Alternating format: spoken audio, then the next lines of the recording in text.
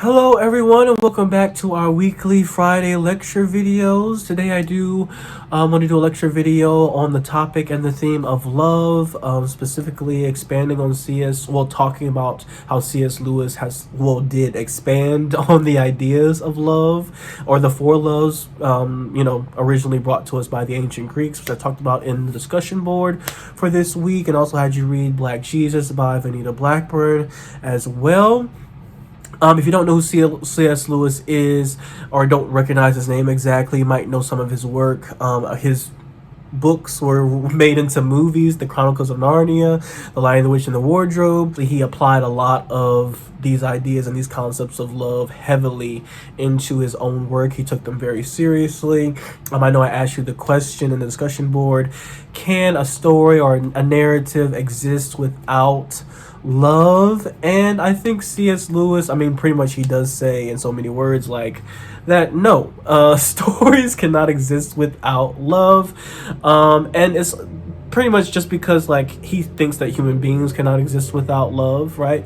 That we cannot survive without love is what I think he actually says.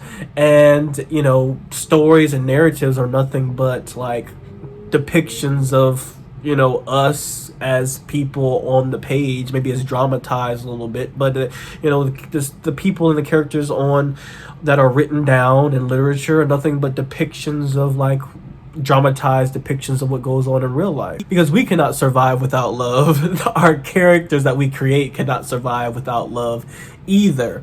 To play devil's advocate though, to say, okay, but maybe there are stories, there are narratives, there is literature that where love is absent.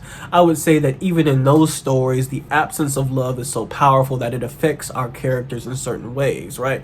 So like, even in real life, people who maybe feel like, love is absent from their life at the moment, right? They might behave in certain ways, they might be a little bit more depressed or a little bit more sad or whatever, react to certain things in different ways than people who do have love in their life, right?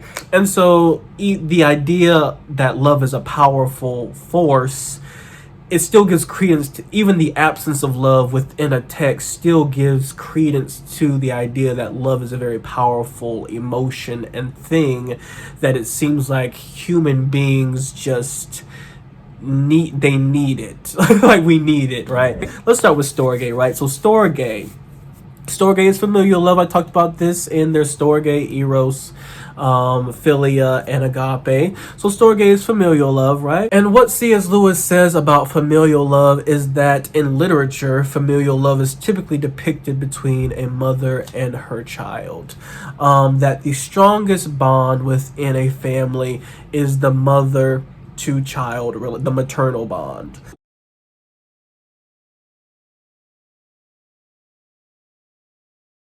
Most literature, typically you'll see that as the strongest depiction of storge within a novel. And yeah, I think it's also interesting how sometimes in literature as well, we'll see like if the familial bond is broken, that mother and that mother and child relationship is also contentious. He also talks about how family doesn't necessarily have to be blood as well. That some people, of course, they grow up without, their initial family, right? Their blood family. And so we create family and familial bonds with other people. Usually close friends, sometimes even mentors. We'll find mentors that, will create sort of these maternal and maybe even paternal bonds with, acting as our like, stand-in father figure, stand-in mother figure. Or we'll create friendships that sort of stand in as like sibling sort of relationships as well. And so like even though you might not have your blood family around, you can still create familial bonds with other people. To go on to Eros. So Eros is romance, romantic love. And in this he talks about separating this idea of romance from sex and lust. Actually, he goes into great detail about how romance is typically seen from a viewpoint of like, you know, inherently sex and lust is inherently a part of romance and romantic love. And he actually says that he separates sex and lust into this category which he labels Venus. And so like Eros with Venus, so like there is Eros with Venus and Eros without Venus. So he says that Eros with Venus feels very, so sex and lust feels very fickle. It feels very fleeting. It doesn't feel long lasting. But Eros without Venus, sex and lust, feels longer lasting, feels like a stronger bonds between people when it comes to romance. And he sort of leans more towards like, if your Eros needs sex and lust, then this is his opinion, this if your Eros needs sex and lust, then the romantic love seems like not as mature, I guess is the best way to put that, the way he says that. Yeah, he also says that Eros without Venus, typically, and because I don't know what he says, people don't really necessarily like,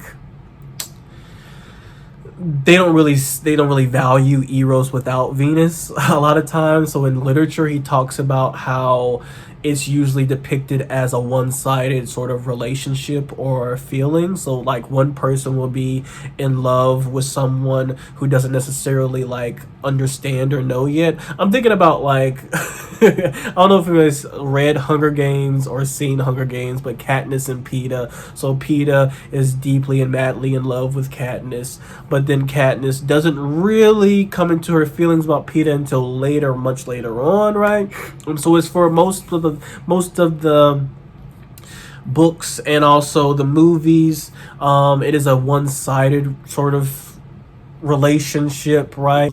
He doesn't feel like those type of one-sided depictions are necessarily inherently tragic. I know he says that literature tries to depict them as inherently tragic, but he says that he doesn't feel that way, that they are inherently tragic, like, oh, I love somebody that doesn't love me back. That loving someone that doesn't love you back can still be a very beautiful thing, and still like it still has merit, is what he says. To go into philia, right? So philia is friendship, where he says humans need Eros. Humans need Storge. My mind is going blank. Humans also need agape, which we're gonna get into a little bit later. So we need these three loves for survival. He says that human beings cannot survive without Storge, Eros, and agape. He says that human beings can survive without friendship, though. You don't necessarily need friendship. He sees friendship as more of a luxury, right? But he says, he puts like a he puts a but in here. But he says life is more than just surviving. You know, so life is not, so yes, you might need Storge, Eros, and agape to survive, but a friendship love is still necessary to live a full life. So life is more than just surviving. You want to enjoy life, and friendships are a part of that, right? To go into agape is, of course, divine love. And I guess he says about this, I guess what I wanted to preface about this as well is that C.S. Lewis, of course, honestly, a lot of our literature, because a lot of our like Western civilization literature is based in Christianity and the Bible. It has been influenced. The Bible is the most it's still the best-selling book of all time, right? So like we are heavily influenced by Christianity. We are heavily influenced by the Bible. C.S. Lewis, Christian himself, right? And so of course this is a lot of these love ideas that he is talking about and expanding upon are based in Christianity, and agape is definitely the strongest. It gives the strongest sense of Christian sort of morals and values and like principles and stuff like that, because agape, of course, is a divine love based in like God loving people creation, right? But specifically going into sort of the Jesus aspect, right? This idea that Jesus did, you know, the most profound thing, which is like sacrifice himself for the love of other human beings and humans, right? That is how the story goes. And so he says that agape has to be in tandem with that sort of Jesus love, that sacrificial love. You willing to sacrifice yourself for another person, right? I think that's also why he also looks at eros.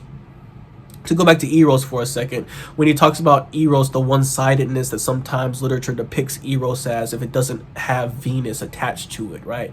Where it's a one-sided relationship, like that person who is just the one loving that other person and not receiving the love back, it's almost seen as like a sacrificial thing. Like this person still loves this person even though they might never receive that love in return. That is almost like that's why he sees it as having merit, essentially, because it's almost close to agape, right? And we can see this even in his own work, right? If I'm looking at The Lion, the Witch, and the Wardrobe of Chronicles of Narnia, Aslan, the whole scene of him giving himself up for, I think it's like Edward, right? When he gets captured by the witch. We see sort of the family, a familial bond with the children, right?